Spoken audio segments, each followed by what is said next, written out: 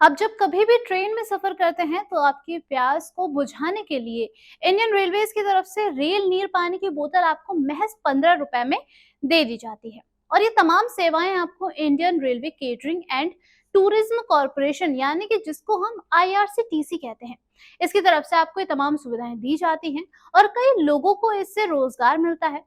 लेकिन क्या आपने कभी इस बात को सोचने का प्रयास किया है कि पानी की बोतल को बेचकर IRCTC की सालाना कमाई कितनी होती है?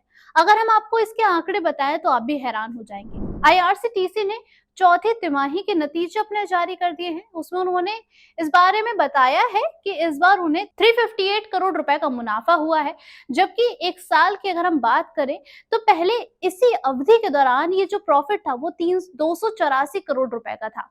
IRCTC का ऑपरेशंस में जो मुनाफा है वो 10% यानी कि 10% से बढ़कर 12,070 करोड़ हो गया है, जो कि इसी अवधि के दौरान पिछले वित्तीय वर्ष 1152 करोड़ रुपए का था। इसी के साथ आपको बताते चलते हैं कि आखिर किन किन चीजों को बेचकर IRCTC को कितना मुनाफा होता है, आखिर ये कितनी कमाई करता है। पहला है रेल नीर से।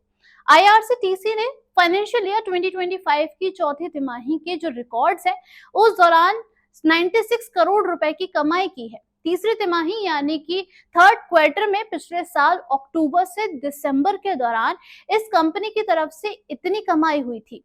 आपको बता दें कि हालांकि फाइनेंशियल ईयर 2024 की चौथी तिमाही के जो नतीजे हैं, जो रिकॉर्ड्स हैं, इस दौरान उन्होंने बताया है कि IRCTC का जो प्रॉफिट है वो 83 करोड़ रुपए का हुआ था। IRCTC की केटरिंग की भी बात करते हैं।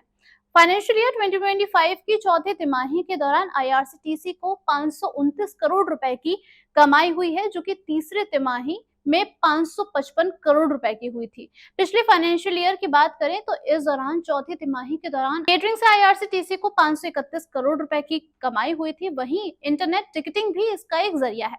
इससे वित्तीय वर्ष 2025 की चौथी तिमाही के दौरान 372 करोड़ रुपए का IRCTC को प्रॉफिट हासिल हुआ है, जो तीसरी तिमाही के दौरान 354 करोड़ रुपए का था, जबकि पिछले वित्तीय वर्ष की चौथी तिमाही के दौरान IRCTC को यह मुनाफा 2342 करोड़ रुपए का मिला था। तो IRCTC के इस प्रॉफिट्स पर आपका क्या कुछ कहना है, आप हमें कमेंट सेक्शन में जरूर बताइएगा। फिलहाल के लिए इतना ही, धन्यवाद।